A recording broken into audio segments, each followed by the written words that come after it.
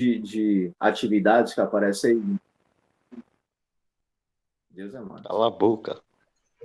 Bom dia. Professor Vitor, o senhor me daria um minutinho só para dar um aviso? Pronto, fica à vontade, Luciano. Fique à vontade.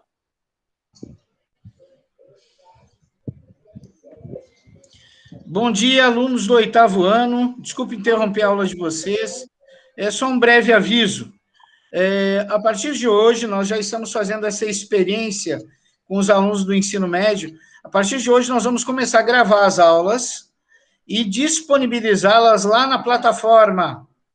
Significa que se tu entrar em aulas anteriores que tem lá na tua plataforma, tu pode rever essa aula.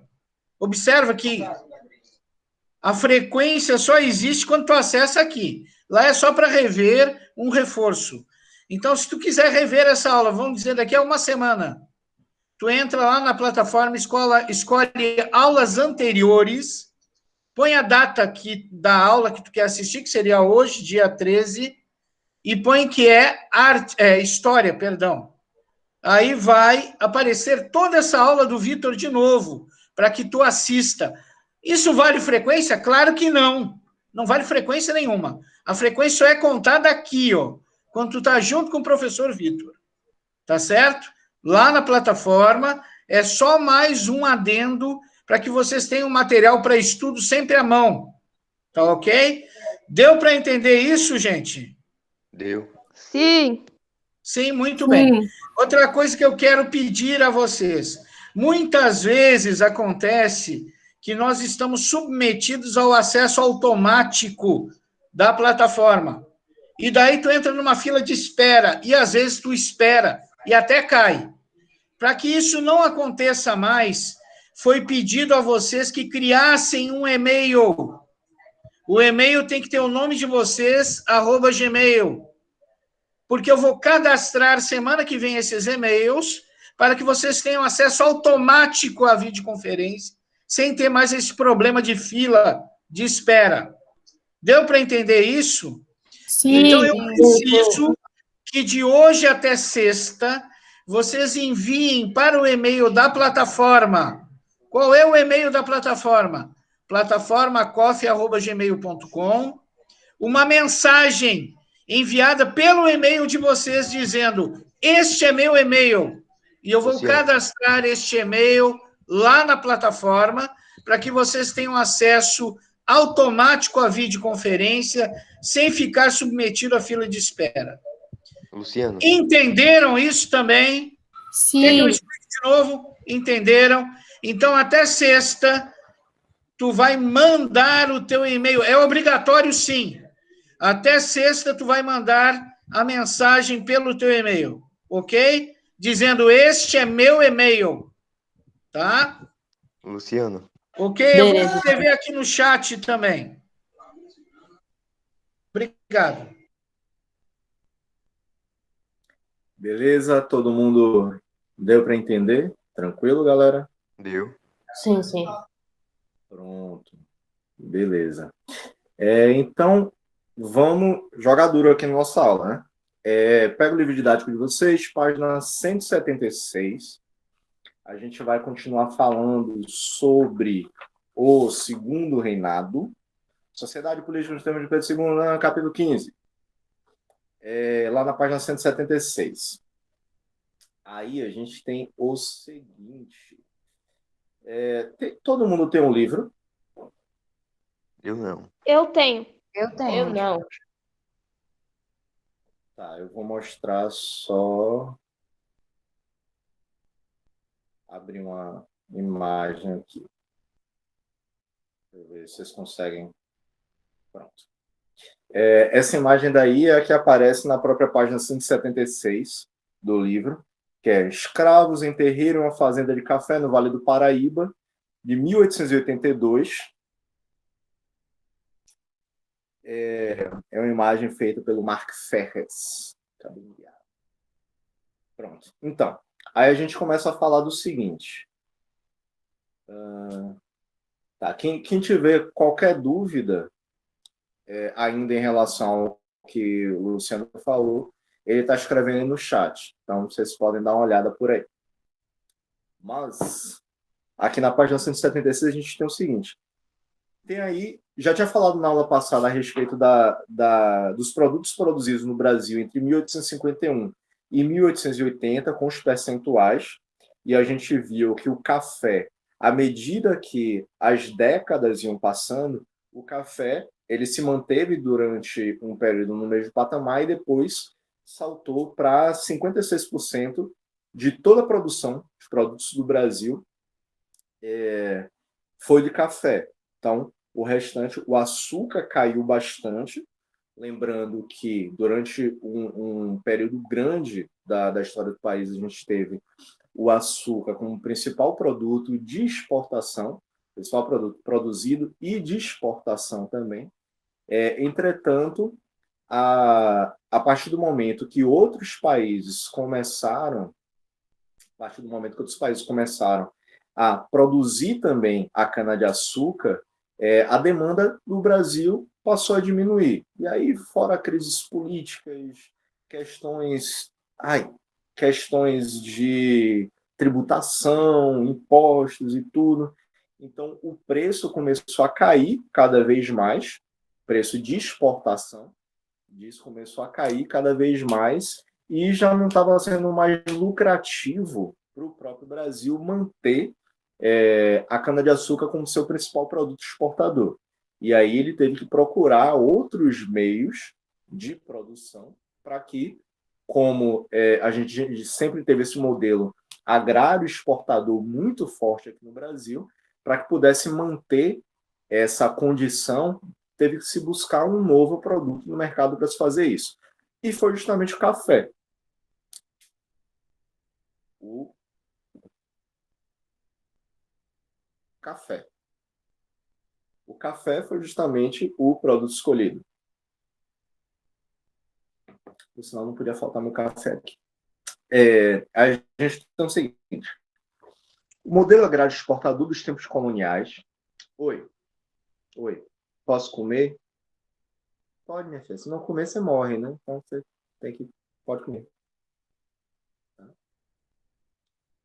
Lembrando que as besteiras que vocês falarem aí vai aparecer também na gravação. Viu? Então, se alguém falar alguma asneira aí, já sabe. Eu mesmo também gosto de falar minhas besteiras, né? Suas? Aí, não, você pode comer café? Pode. O grão do café, né? Você chegar e morder, você vai quebrar o dente? Vai. Mas você pode comer, fica à vontade. Não tem problema com Beleza. isso. Enfim. Aí a gente tem o modelo agrário exportador dos tempos coloniais foi reafirmado na economia cafeeira. O café foi produzido em latifúndios monocultores.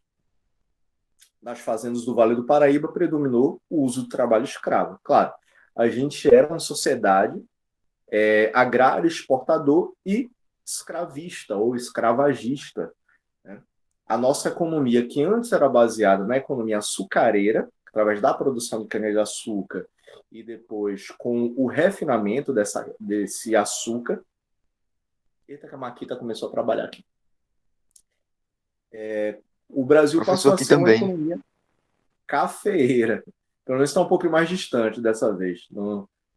Semana passada, retrasada, era o vizinho bem aqui do lado, com a Maquita lá serrando o piso. Gente, Pegava um fuzil logo. Chegava lá, ô, que barulheira é essa aí? Depois, só que aí vai ter depois sirene de polícia, de SAMU, de não sei o que, aí não dá, né? Aí, E fora aí que complica. e não vai ter mais aula porque eu vou estar preso.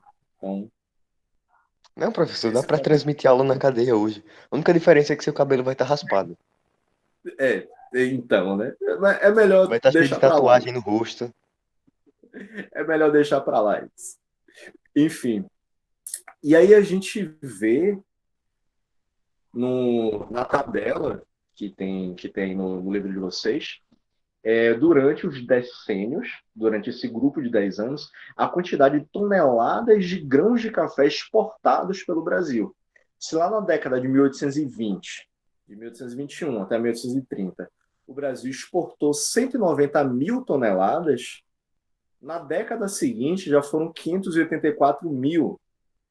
Quando a gente estava lá no finalzinho do século XIX, de 1881 até 1890, já foram mais de 3 milhões de toneladas. Então, em menos de 100 anos, menos que isso, em 60 anos, passamos de 190 mil toneladas de café em grão exportados para quase 3 milhões e 200 mil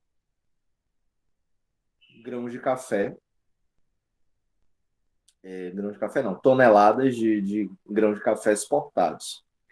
Então, a ideia da produção em latifúndios monocultores é aquilo que a gente já falou, inclusive, em aulas passadas, que você tinha grandes fazendas e essas fazendas elas eram ocupadas única e exclusivamente do mesmo tipo de cultivo.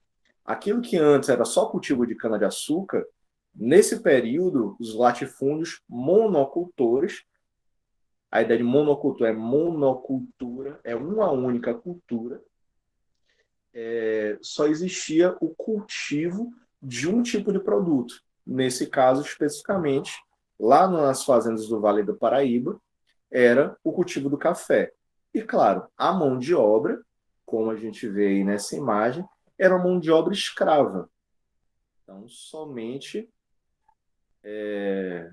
a gente tinha somente negros africanos escravizados ou seus descendentes, inclusive trabalhando lá no Vale do Paraíba. Basicamente isso. Calcula-se que entre 1780 e 1831, cerca de 1 milhão de africanos desembarcaram no porto do Rio de Janeiro, sendo que desses 1 milhão, 800 mil, ou seja, 4/5 dos 80% dos negros africanos escravizados que chegaram no Brasil durante aquele período, que desembarcaram no Rio de Janeiro naquele período, foram enviados para os cafezais no Vale do Paraíba. Então, só ver que a necessidade de trabalho dentro desses cafezais era tão grande que se pegou 80% de toda a população negra escravizada que chegou no Porto do Rio de Janeiro durante esse período de 50 anos, de 1780 até 1831, 80% deles foram enviados para o Vale do Paraíba para trabalhar na colheita, na plantação e na colheita do café, nesses latifúndios. Nas lavouras que se fixaram no oeste da província de São Paulo, a partir de 1850, deixa eu ver uma coisa.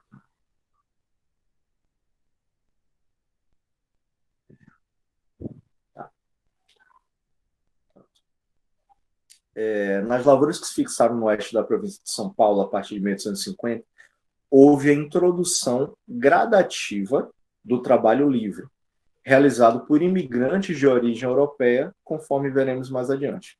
Ao longo do século XIX, a exportação de café para os mercados internacionais assumiu importância crescente na economia brasileira. Essa ideia da introdução gradativa do trabalho livre, ocorrida lá nas províncias de São Paulo, foi, claro, graças à própria pressão da Inglaterra, né? Lá em 1850. O que é que acontecia? Também. Tá, não sei o que é, Evelyn, mas também. Tá, também. Também vou comer. Ah, tá. Pronto. Sim, senhora, fica à vontade. Tá? Obrigada, professorzinho lindo. Professor, Fechada, com o áudio cortado. Certo. Diga aí, eu vou tomar todinho sem agitar, viu? fica à vontade. Problema, se eu não responder, você já sabe o que aconteceu. Tá bom. Qualquer coisa eu ligo para SAMU. Beleza. Então, a partir de 1850, a província de São Paulo, as fazendas, os latifúndios de São Paulo, de lá do Vale do Paraíba, começaram a receber trabalhadores livres. Por que isso? Porque a Inglaterra começava a pressionar o Brasil para que deixasse a escravidão de lado. Uma das formas de pressão que a Inglaterra exercia no Brasil era que, ó, eu só vou comercializar com você caso você acabe com a escravidão, com a utilização de mão de obra escrava em suas lavouras, em seus latifúndios. Então, a Inglaterra começava a pressionar o Brasil a respeito disso, e era um movimento mundial. Outros países também já iam abolindo a escravidão, deixando a escravidão de lado, porque a conscientização, teoricamente, começava a surgir a partir daí de que não se poderia mais se manter a escravidão como uma fonte de mão de obra. Então, os trabalhadores livres começaram a vir da Europa, trabalhadores livres, assalariados, começaram a vir da Europa para poderem trabalhar nas fazendas. Está travando, né? Não tá travando. Não, a Júlia mandou a mensagem dizendo que travou. Não travou, não. Ah, tá. A internet dela. Beleza. Enfim. Ao longo do século XIX, a exportação de café para os mercados internacionais assumiu importância crescente na economia brasileira, substituindo justamente a economia açucareira. Então, o café se tornou o principal produto exportado pelo Brasil. A partir de 1850, em virtude do esgotamento do solo no Vale do Paraíba e da baixa produtividade que isso representou para as fazendas da região, novas áreas de cultivo de café se formaram. Então, vocês veem, inclusive vai ser justamente nessa época, se a gente for olhando esses decênios, né, a gente vai ter a cada 10 anos um aumento mais ou menos de 500 mil toneladas a mais de produtos exportados. E vai ser justamente entre 1850 até 1870 que esse aumento vai ser um pouco menor. Por quê? Justamente o esgotamento do solo vai começar a ocorrer lá no Vale do Paraíba. Isso vai afetar a produtividade do café e vai abrir uma necessidade deles irem em busca de outras terras, de outros locais, indo mais para o interior de São Paulo, para encontrar áreas que pudessem ter o cultivo do café. Então, a partir desse esgotamento do solo localizado no Vale do Paraíba, gerando uma baixa produtividade, eles buscaram ocupar outras áreas. É o que rolou, então, com a lavoura cafeeira, passou a ocupar vastas extensões de terra roxa no oeste da província de São Paulo, chegando a Jundiaí, Campinas e Itu. Terra roxa, aí já é mais com o professor Jonathan, com o professor de geografia, para explicar melhor, mas era uma área, uma terra que era mais propícia para o cultivo do café. Não é à toa que a gente vai ver uma explosão, um aumento significativo. O professor de geografia Um falou. aumento significativo da O professor de quantidade. geografia Falou sobre terra roxa? sobre terra roxa, acho que foi no 6º ou no 7º ano. Eu não lembro muita coisa de terra roxa, não, mas terra roxa e solo massapê é a mesma coisa, não, né? É tipo uma terra mais adubada, justamente mais propícia para fazer tal plantação. Isso, exatamente. Eu não sei se é o mesmo que solo massapê. Que assim, o solo massapê, era um tipo de solo predominante na região de Pernambuco, interior da Bahia e tal, Bahia.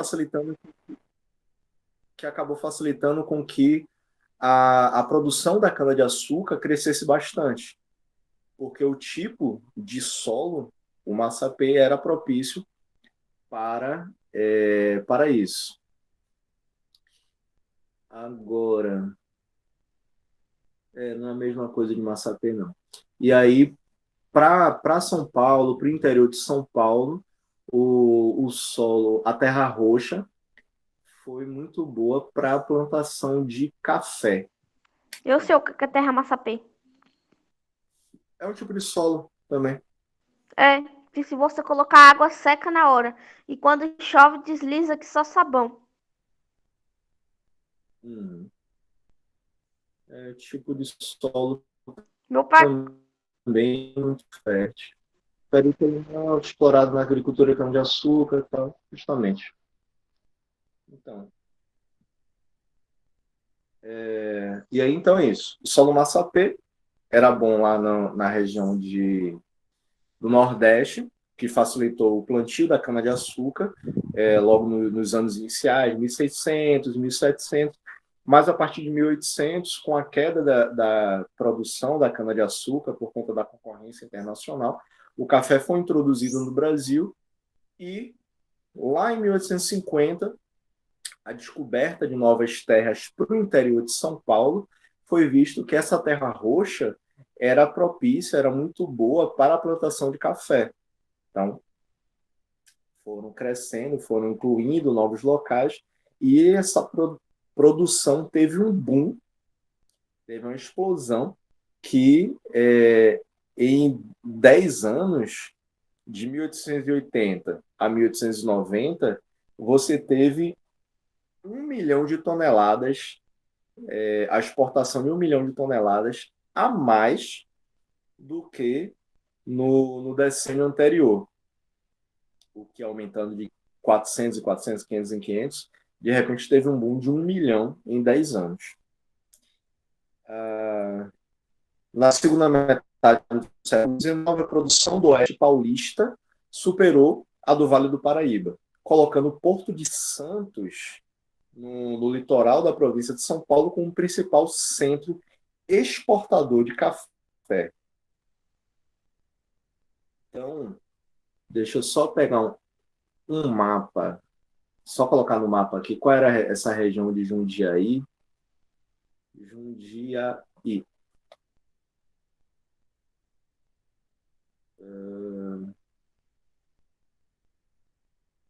Jundiaí é bonito.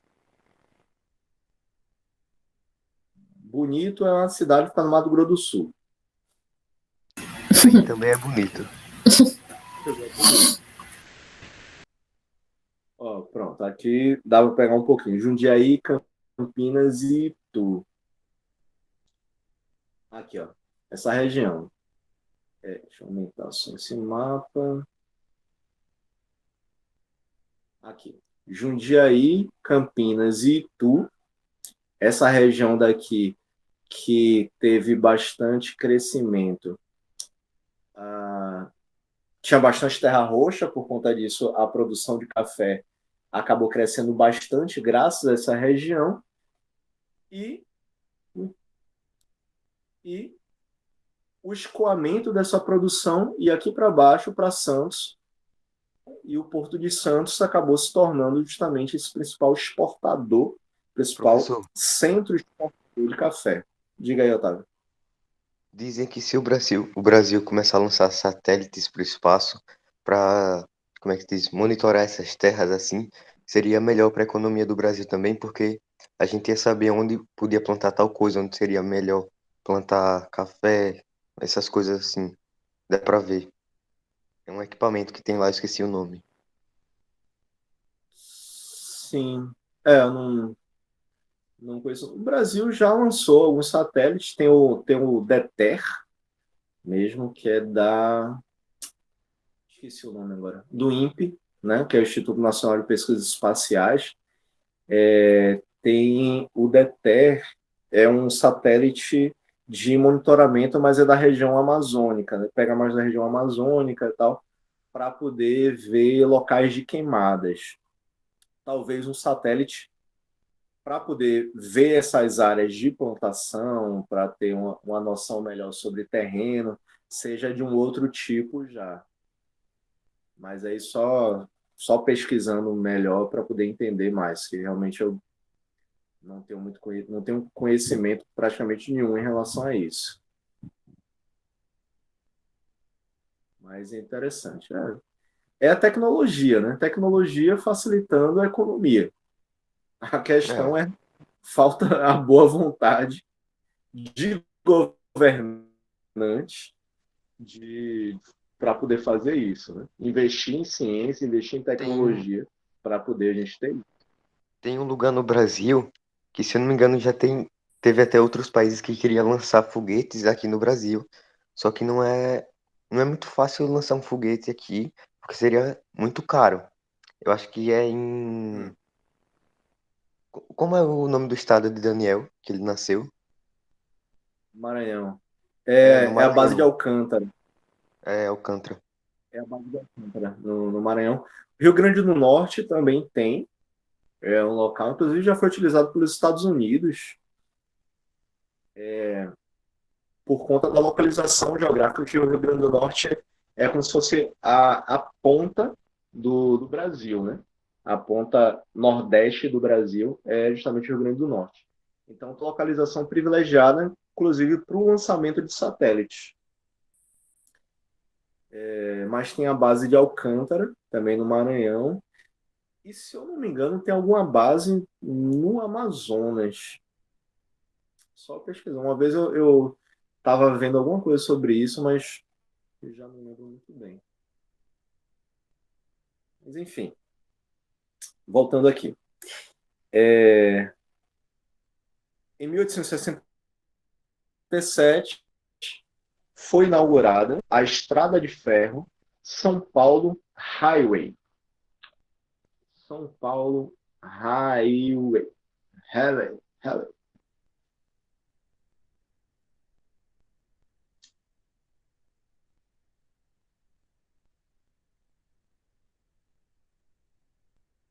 Vou ver um pouquinho essa imagem. Foi inaugurada a Estrada de Ferro São Paulo Highway, financiada com capital inglês, que ligava Santos a Jundiaí. Então, o centro exportador, o Porto de Santos, a ligação por essa estrada de ferro até aquela região em que houve a grande expansão da produção cafeeira, tornando mais rápido o transporte do café dos centros produtores, essa região de Jundiaí, Campinas e Itu, até o Porto de Santos. Posteriormente, os cafeicultores paulistas financiaram a ampliação das ferrovias, o que acelerou o desenvolvimento da província de São Paulo. Expansão cafeira dinamizou a economia da região, estimulando o crescimento populacional, construção de ferrovias para escoamento da produção e a urbanização. A gente sabe que as cidades elas acabam crescendo no entorno desses locais, né? Então, se você tem um Porto de Santos, pronto. Aí você sabe que a movimentação ali dentro do Porto de Santos é muito grande. Consequentemente, a cidade ao redor do porto começa a se expandir o comércio, não somente da parte de exportação de café, mas o comércio de outras coisas, assim, aumenta. O comércio mesmo, mercado, a ideia de urbanização também, porque vão se criando vilas, vão se criando. Alguém levantou a mão aí? Não. Vão Foi se Menezes e Freire, alguma coisa. botar aí como levantado. Eu não sei como é que tira isso.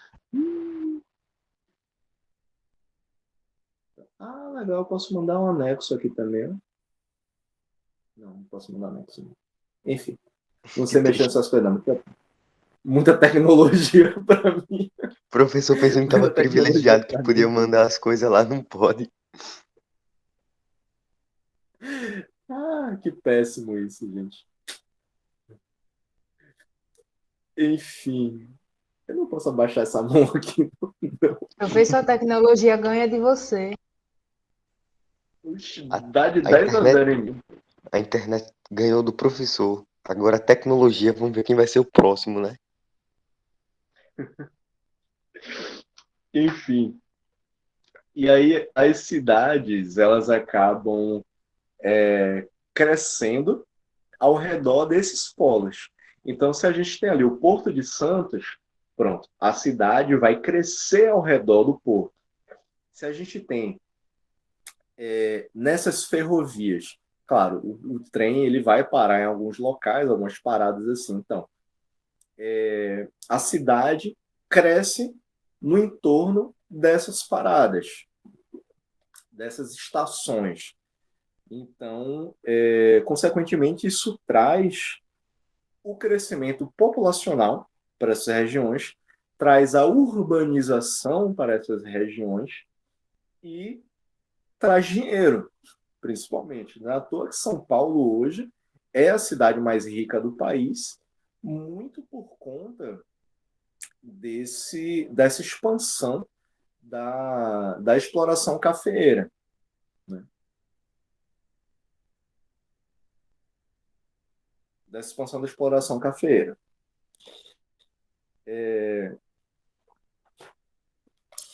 Durante o segundo reinado, o país conheceu um breve surto industrial liderado pelo gaúcho Irineu Evangelista de Souza.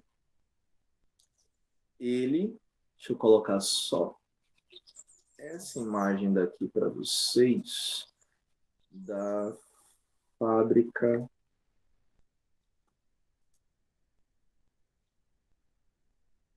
Ponta de Areia,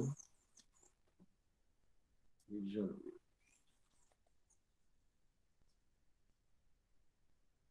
Eu quero imagens, eu quero imagens. Cris Mauá. Comandante Hamilton, traz as imagens para nós, comandante. Eu quero imagens, eu quero imagens. Chamou o professor de comandante Hamilton agora.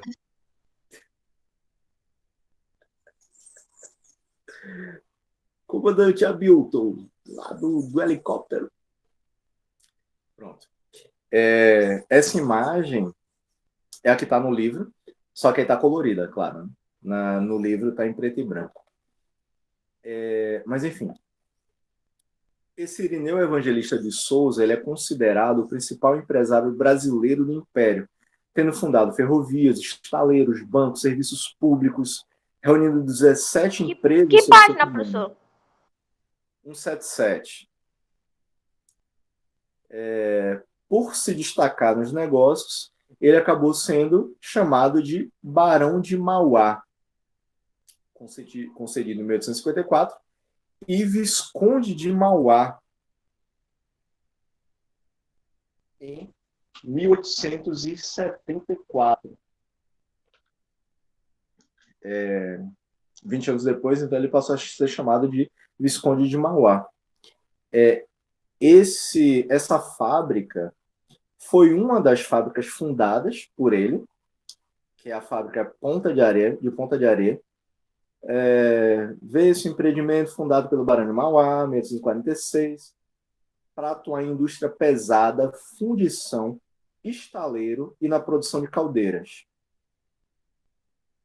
As instalações foram destruídas em 1857 em um incêndio criminoso. Mas vocês veem que é o estaleiro mesmo, né? A produção de barcos aqui, para vocês verem. Enfim, o Barão de Mauá, foi o responsável por parte da industrialização que ocorreu no Brasil lá em meados do século XIX. Estou gritando aqui na frente. Gente, só me dá um instantinho aqui, rapidinho. Eu vou tirar a Ele vai câmera e resolver o o negócio microfone. lá do povo que tá gritando. Vai lá resolver, professor. Bota em ordem nesse galinheiro aí. Vou botar ordem nesse negócio. Não, eu vou beber uma água que minha garganta tá terrível aqui. É rapidinho. Vamos falar com a empresa.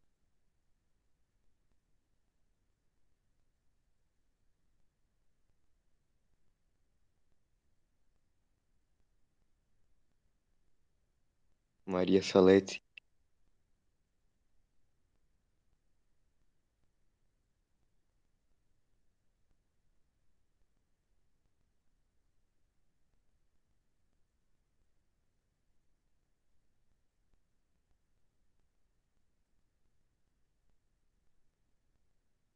Pronto, voltei.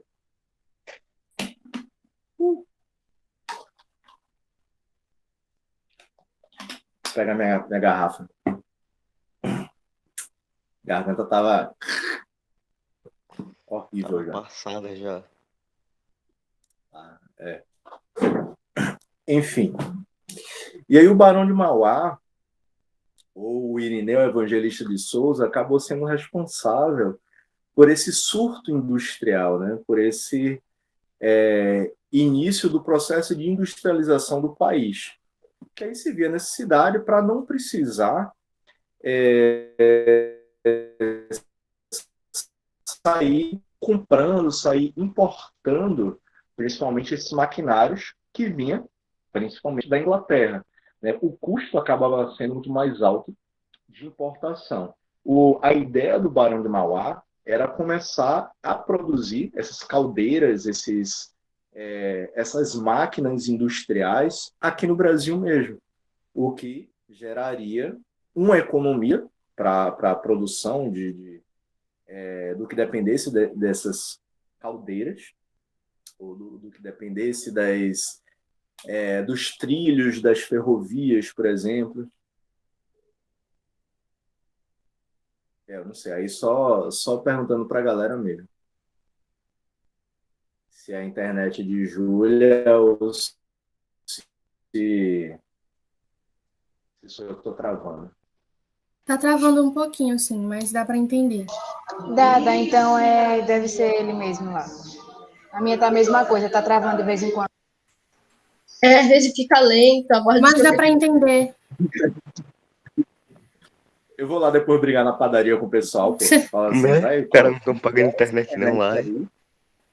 Porque, pô, eu tô tentando roubar a internet aí, vocês ficam... bota a internet Baixei um mais rápida aplicativo aí. aqui pra descobrir a senha, né? Pô, é difícil isso, né? Pô, vocês pagam caro pra quê, pá? Pra ter internet boa. Eu roubo a internet tranquilamente aqui, mas não dá pra ser assim. Internet ruim dessa. Difícil. Enfim, o Barão de Mauá ficou órfão de pai, ainda menino, se mudou para então capital do país, Rio de Janeiro, 1922, acompanhando seu tio. Logo foi trabalhar na casa comercial Português Pereira de Almeida. Em 1929, começou a trabalhar em uma empresa inglesa de importação, onde ampliou seus conhecimentos de contabilidade e aprendeu o idioma inglês. Então, Barão de Mauá foi, a partir dessa relação que o Barão de Mauá teve, essa experiência que ele teve na empresa inglesa de importação, ele começou a ter uma noção melhor de contabilidade, ter uma noção melhor do próprio idioma, do inglês, e uma noção sobre indústria. Afinal de contas, você estava trabalhando numa empresa inglesa de importação, que muitas vezes importava maquinários que seriam utilizados nas indústrias, ainda que fosse um processo bem no iniciozinho, mas de indústrias aqui no Brasil. Então, com sua visão empreendedora, ele começou a trabalhar para que essas indústrias elas pudessem se instalar aqui mesmo no Brasil e produzir seus próprios maquinários. O próprio Barão de Mauá foi responsável muito por isso. Ele acabou se tornando o gerente dessa companhia qual ele tinha trabalhado, e no final de 1835 se tornou sócio, conduzindo os negócios da empresa. Eu vou encerrar a aula agora, vai dar 9h30, são 9h29, vai dar 9h30, e a gente continua amanhã. Amanhã. A gente continua amanhã aqui. Beleza, meu povo? Beleza, professor? Beleza, Tchau, tenha um tchau. bom dia. Tchau. Até Tchau. amanhã. Valeu. Tchau, Vitão. Valeu. Ui! E ainda tá gravando. Sim, não para.